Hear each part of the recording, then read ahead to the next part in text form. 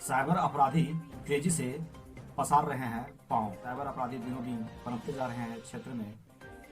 Cyber ठगी के जरिए जल्दी धनवान बनने की चाह युवक के साथ साथ किशोर भी साइबर ठगी अपराध के दलदल में फंसते जा रहे हैं और लगातार इसकी चर्चा होती रही है। साइबर अपराध को रोकने और क्षेत्र को अपराध मुक्त करने के लिए जागरूकता की आवश्यकता है और इसके लिए अभियान चलाने की जरूरत है। इसके लिए प्रशासन, सामाजिक संस्थाओं से लेकर समाज के जागरूक और बुद्धिजीवियों को आगे आने की आवश्यकता है। अपराध के मामले में बरकट्ठा और गोरहर थाना क्षेत्र से 1 दर्जन से अधिक युवाओं पर केस दर्ज हुआ है तथा काफी लोग जेल भी जा चुके हैं। साइबर ठगी अपराध के बारे में कई बुद्धिजीवियों ने कहा है कि सरकार को सबसे पहले वैसे मोबाइल ऐप को बंद करना चाहिए जिससे साइबर ठगी होता है। इसमें पुलिस को विशेष रूप से ध्यान देने की जरूरत है। पुलिस विभाग में बने साइबर सेल को लगातार निगरानी रखनी होगी।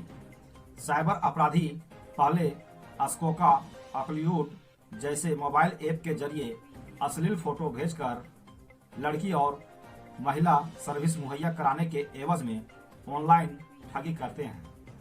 सूत्रों के मुताबिक ठगों ने ठगी के नए तरीकों को इजाद कर अंजाम देने में जुटे हुए हैं।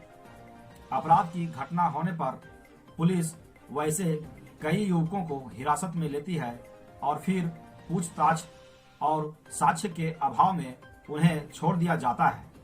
साइबर अपराध रोकने के लिए क्षेत्र में गहन रूप से जागरूकता अभियान चलाने की आवश्यकता है। तो ये बड़ी खबर आ रही है।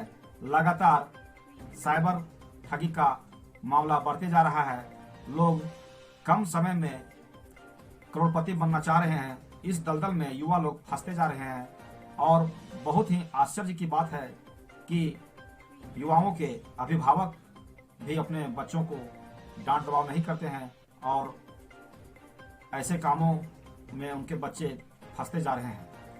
किसी साइबर क्राइम को यदि शक के आधार पर थाना लाया जाता है या सबूत मिलने के बावजूद भी लोग उनका पैरवी करने के लिए आ जाते हैं, तो ये बहुत ही आश्चर्य की बात है।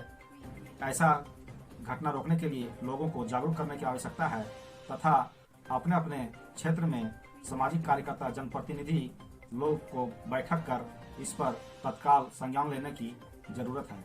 आइए देखते हैं बरकट्ठा क्षेत्र के थाना प्रभारी इसके विषय में क्या कह रहे हैं। अपराध के लेकर के आज बरकट्ठा का नाम दूसरा लिया जाता है। कुछ लोग दूसरा जामताड़ा कहते हैं और प्राप्त जानकारी के अनुसार आप साइबर सेल से ही यहाँ पर पहुँचे हैं। साइबर अपराध को रोकने के लिए आपकी क्या तैयारी है सर? अब तक क्या इस पर कार्रवाई की गई है? पहली कार्रवाई तो ये हुई है कि एमपी पुलिस के द्वारा यहाँ एक जानकारी दी गई थी कि कुछ क्रिमिनल लोग जो यहाँ फिशिंग का काम कर रहे हैं उस पर विशेष काम किया गया था। कपका क्षेत्र पर विशेष निगरानी रखी गई थी और उसमें से एक क्रिमिनल को पकड़ा गया था और एमपी पुलिस को सौंपा गया। इस पर भरपूर सहयोग की गई थी।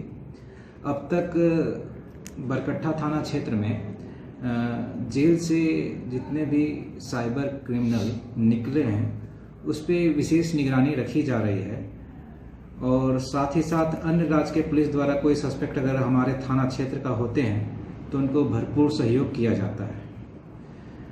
थाना क्षेत्र के साइबर हॉटस्पॉट एरिया जैसे बर्मा, सलैया, कपका, किमनिया जैसे क्षेत्रों में रात में गश्ती की जा रही है और सस्पेक्टेड व्यक्ति की मोबाइल की जांच पड़ताल की जा रही है। वर्तमान में साइबर से जुड़े लोगों के बारे सोर्स के माध्यम से पता लगाया जा रहा है, उनका नाम पता दर्ज किया जा रहा है। जल्द ही बड़ी कार्रवाई होगी। एंटी क्राइम चेकिंग भी जो होती है हम लोग के सड़क में उसमें भी हम लोग विशेष ध्यान देते हैं कि जो उस हॉटस्पॉट एरिया के लोग हैं उनका मोबाइल को जांच किया जाता है। अगर कुछ मिलता है तो उस पर कार्रवाई की जाती है। इस क्षेत्र में युवा वर्ग में खासकर देखा जा रहा है कि साइबर अपराधी को लेकर के बरकट्ठा का नाम बहुत बदनाम हुआ है। देखिए, ये सब सरकार की विफलताएं हैं। आज युवा पढ़ लिख करके नौकरी नहीं मिल पा रहे हैं, आप उसको रोजगार नहीं दे पा रहे हैं, तो निश्चित रूप से इतनी बड़ी संख्या में युवा हमारे देश में हैं और आप उसको रोजगार नहीं दे रहे हैं, तो निश्चित रूप से बच्चे गलत लाइन में जाएंगे ही जाएंगे।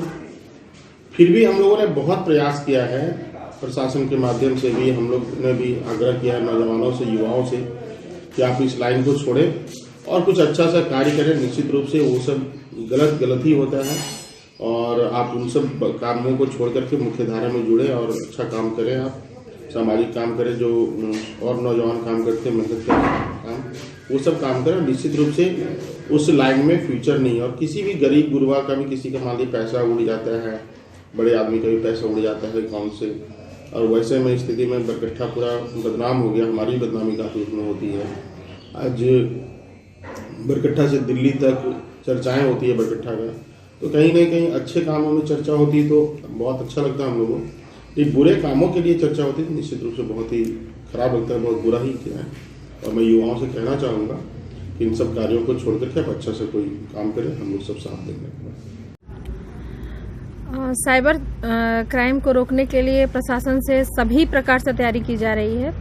जैसे कि जब भी कोई एफआईआर दर्ज हो रही है तो उस पर हम लोग त्वरित गिरफ्तारी सुनिश्चित कर रहे हैं, एविडेंस कलेक्शन करके उनको सजा हो, इस तरह से हम लोग भी कार्रवाई कर रहे हैं। अभी तक से गोरहर थाना क्षेत्र में गोरहर थाना के अंतर्गत हम लोगों ने दर्जनों साइबर क्रिमिनल को जेल भेजा है और इस तरह से हम लोग उनके केस डायरी में हम लोग उनके जितने भी एविडेंस है उसको कोट कर रहे हैं कि उनका बेल नहीं हो पा रहा है। जो साइबर क्रिमिनल जेल गए हैं वो अभी तक जेल में ही हैं, ठीक है।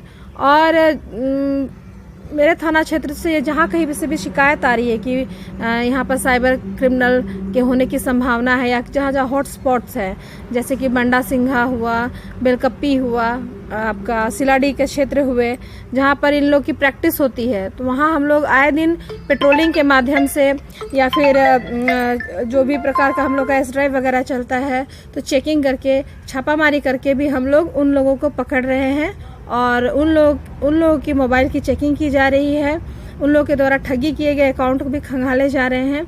और जहां भी हम लोग को सबूत आ रहा है तो हम लोग उन लोगों पे एफआईआर दर्ज कर कार्रवाई भी कर रहे हैं।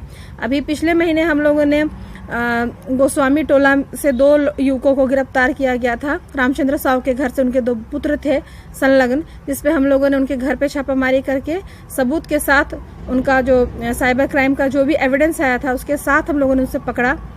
उनके द्वारा लेन देन ठगी का जो भी साइट वगैरह था, ऑक्लूट साइट और स्कोका साइट, उसके एविडेंस कलेक्ट करके हम लोगों ने उनको जेल भेजा। तो इस तरह से हम लोग क्षेत्र में जितने भी विजिलेंट हैं हम लोग, और जहाँ कहीं भी सूचना प्राप्त हो रही है या तो पब्लिक सूचना दे रही है या फिर हमें गुप्त सूचना प्राप्त हो रही है तो उस पर हम लोग त्वरित छापामारी कर कार्रवाई कर रहे हैं। खासकर देखा जा रहा है इसमें युवा वर्ग के लोग ज़्यादा संलिप्त हैं, जी। तो युवाओं को आप क्या संदेश देना चाहेंगे? उनके पढ़ने का टाइम है और ये सब क्राइम में इन्वॉल्व होकर वो अपनी पूरी लाइफ बर्बाद कर रहे हैं, क्योंकि हाईकोर्ट से भी बेल नहीं हो पाता है। साइबर क्राइम जो ऐसा है वो आईटी से जुड़ा हुआ है और इसके सख्त कानून हैं, सख्त इसमें पाबंदियां हैं, सख्त इसमें पेनल्टी है और सजा का सख्त प्रावधान है। अगर इसमें वो फंस जाते हैं तो उनका लाइफ बर्बाद हो जाता है। तो सुधरने का एक मौका भी है कि आप इस जो भी इस दलदल में है उसे छोड़ दें और बैक टू स्टडी पढ़ाई करें और अपना करियर बनाएं। वैसे अभिभावकों को क्या कहना चाहेंगे मैम, जो पैरवी करने आ जाते हैं अपने बच्चों को लेकर के? अभिभावकों को जागरूक होना पड़ेगा कि उनके बच्चे क्या कर रहे हैं। आप यदि महंगे 5G का सेट खरीद के दे रहे हैं तो बच्चे की मॉनिटरिंग होनी चाहिए ना, कि वो पढ़ रहे हैं या फिर साइबर क्राइम की ओर अग्रसरित हो रहे हैं। यदि अभिभावकों का मॉनिटरिंग हो, सोशल जो भी समाज के सामाजिक लोग हैं उनका मॉनिटरिंग हो, मुखिया हो, सरपंच हो, जिला परिषद हो या जो भी गणमान्य व्यक्ति हो समाज के, वो अपने बच्चों की मॉनिटरिंग करे कि बच्चे किस दिशा में जा रहे हैं और हमसे जो सहायता, कानूनी सहायता प्राप्त होगी, सामाजिक सहायता जो भी उनको चाहिए होगा हम लोग देंगे, सहयोग करेंगे कि ऐसे बच्चे जो इसमें इन्वॉल्व है या इन्वॉल्व होने की कोशिश सोच रहे हैं उन लोगों को हम लोग मुख्य धारा में लाएं और पढ़े लिखे वो बच्चे आगे बढ़ें।